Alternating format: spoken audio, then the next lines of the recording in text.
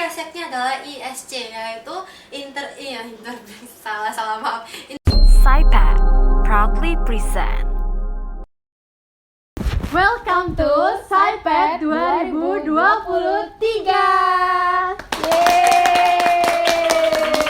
Hai teman-teman semua, kalian tahu nggak sih ada alat ukur yang bisa bukan memprediksi ya, bisa membantu kita untuk menentukan karir yang cocok sesuai dengan kepribadian kita loh. Kamu tahu nggak alat ukurnya apa? Wah, belum tahu nih aku. Boleh tolong jelasin nggak, J? Jadi alat ukurnya itu ada namanya itu Riasek. Pernah dengar nggak sih Riasek? Kayaknya sering kedengeran gitu ya. Oh, kalau Riasek aku tahu. Kalau nggak salah, kepanjangannya Riasek itu sesuai sama namanya nggak sih? Iya, benar-benar. Jadi R itu ada realistik, terus I itu ada investigatif, A itu ada artistik, terus ada apa lagi nih? Sosial. S itu sosial ya. Baru ada habis E. E. Enterprising ya sih? Habis itu yang terakhir C ya, konvensional.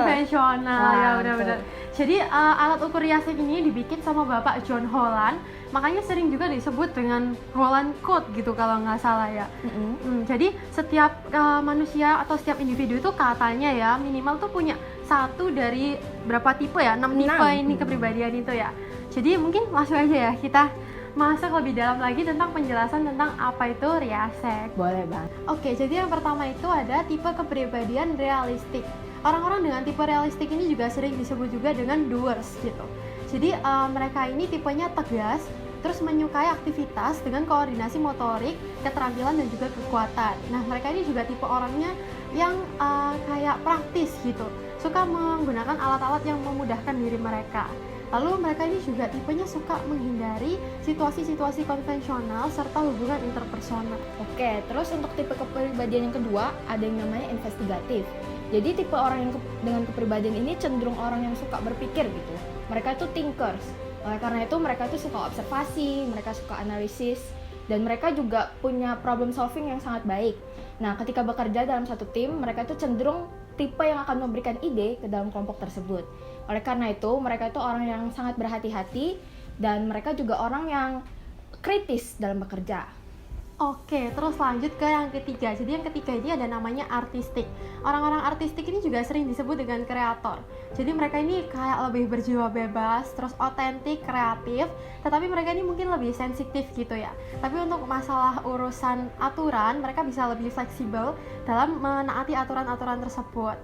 Lalu mereka ini juga sama seperti yang kepribadian yang pertama itu realistik. Jadi lebih menghindari hubungan-hubungan interpersonal. Jadi mereka lebih mengekspresikan dirinya itu dengan seni gitu. Oke, lalu untuk tipe kepribadian selanjutnya sepertinya agak berkebalikan dengan tipe kepribadian yang sebelumnya ya. Jadi untuk selanjutnya itu ada tipe kepribadian sosial. Nah, orang-orang dengan tipe kepribadian sosial ini mereka punya jiwa sosial yang sangat tinggi gitu. Mereka itu tipe helpers. Jadi mereka itu suka bergaul, mereka toleransinya tinggi dan mereka punya kemampuan sosial yang baik. Mereka suka berkomunikasi dan punya komunikasi yang baik secara interpersonal maupun secara verbal. Oke, langsung lanjut ke yang kelima. Jadi yang kelima itu ada namanya enterprising. Orang-orang dengan tipe kepribadian enterprising ini cocok untuk melakukan mungkin kegiatan yang bersifat persuasi gitu. Mungkin seperti kalau misalkan di kepanitiaan itu cocok untuk menjual sesuatu gitu, kayak mungkin buka paid promote atau jualan PO makanan atau apapun, itu cocok dengan tipe kepribadian yang ini gitu. Terus mereka ini juga tipenya orangnya ambisius dan memiliki jiwa leadership yang lumayan tinggi. Oke, lalu untuk tipe kepribadian yang terakhir ada tipe konvensional nih. Jadi tipe kepribadian ini tipe kepribadian yang terorganisir. Mereka itu ya seperti namanya ya, mereka itu terorganisir, mereka itu detail, dan mereka sangat menyukai kedisiplinan. Oleh karena itu, ketika bekerja mereka juga memiliki kemampuan clerical sama kemampuan numerical yang sangat baik. Oke, jadi daripada penasaran gitu ya, mungkin untuk teman-teman semua yang pengen tahu 3 tipe teratas mereka bisa langsung gimana Kak? Boleh banget, teman-teman bisa langsung ikuti tes Riasek yang ada di link deskripsi di bawah video ini, atau juga boleh teman-teman langsung scan barcode yang ada di layar ini. Iya. Tapi sebelum teman-teman kerjain, boleh banget di pause dulu videonya ya. Baru nanti setelah selesai mengerjakan, teman-teman bisa kembali ke video ini. Oke, selamat mengerjakan teman-teman. 2 hours later. Oke, setelah teman-teman mengerjakan tes Riasek dan sudah mendapatkan 3 tipe tertinggi ya, teman-teman bisa langsung simak penjelasan tentang kecocokan hasil Riasek dengan divisi-divisi yang ada di kepanitiaan gitu ya.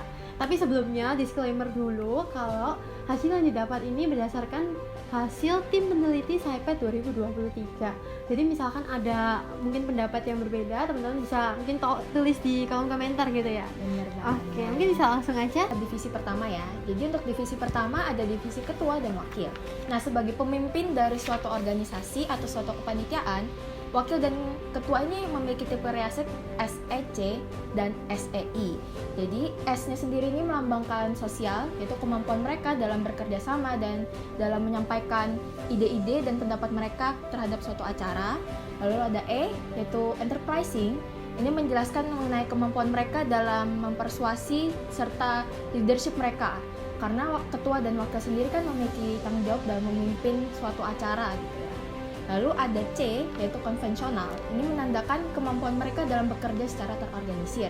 Ini penting dimiliki oleh mereka agar mereka bisa bekerja dengan baik, agar bisa mengurangi kemungkinan kesalahan yang bisa dilakukan. Lalu yang terakhir ada I, yaitu investigation. Nah, itu kemampuan mereka dalam menganalisis, mengobservasi, serta membuat keputusan yang tepat gitu. Selanjutnya, Oke, kita langsung masuk ke yang kedua, yaitu ada sekretaris. Untuk sekretaris sendiri itu memiliki tipe kepribadian CRI, yaitu konvensional, realistik, dan juga yang itu investigatif. Yang C, konvensional sendiri karena sekretaris itu berhubungan dengan data-data gitu ya. Jadi mereka itu harus mengorganisir atau menata data-data itu dengan teratur dan dengan jelas. Lalu untuk yang realistik, sendiri karena di sekretaris itu mereka tuh lebih berhubungan dengan data daripada dengan orang.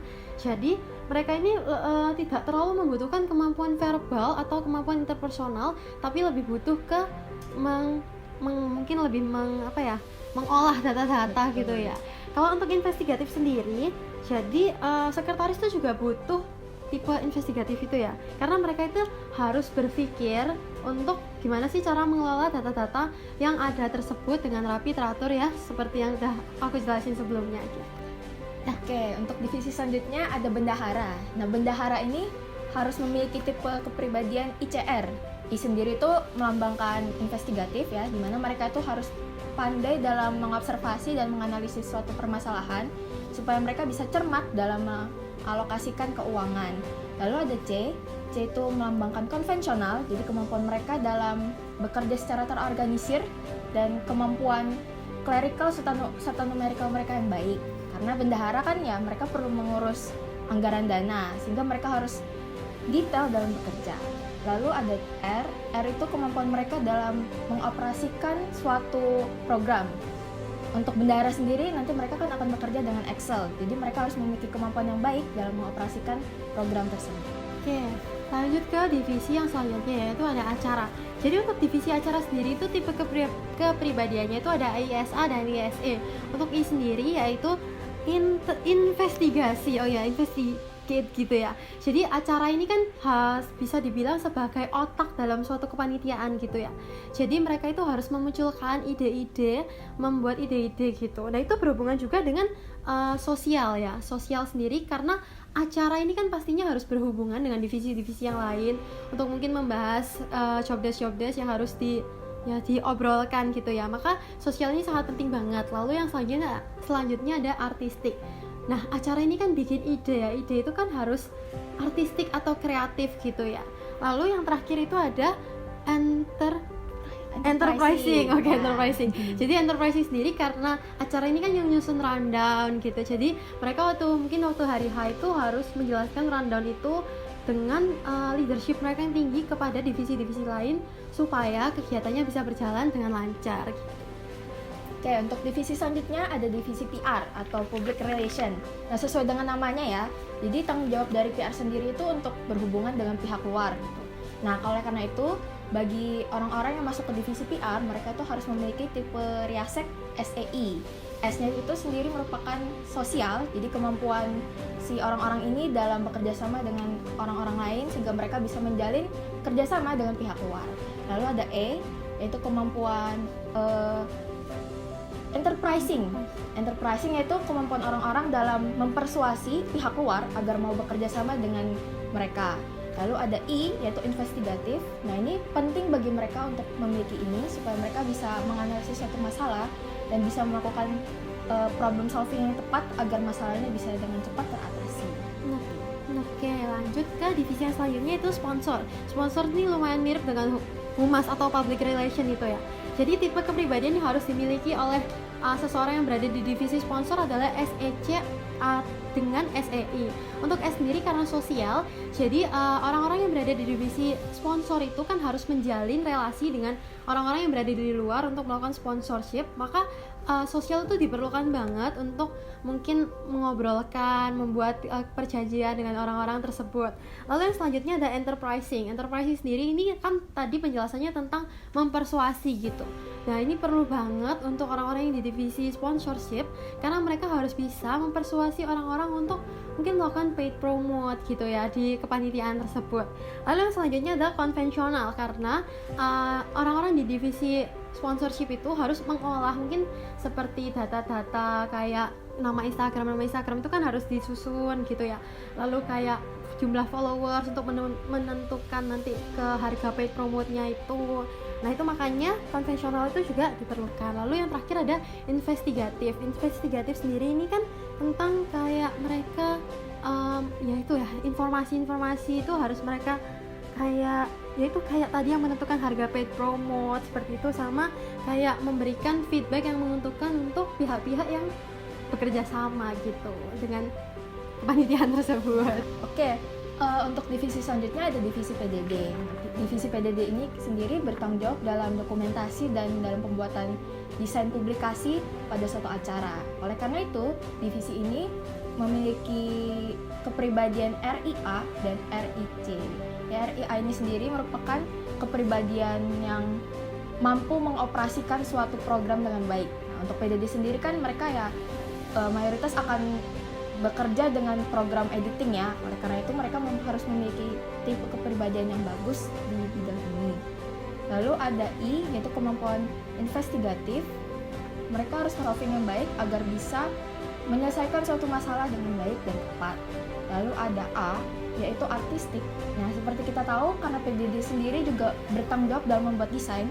Oleh karena itu penting bagi mereka untuk memiliki tipe kepribadian ini agar mereka bisa menghasilkan karya-karya yang indah sesuai dengan konsep acara yang diangkat.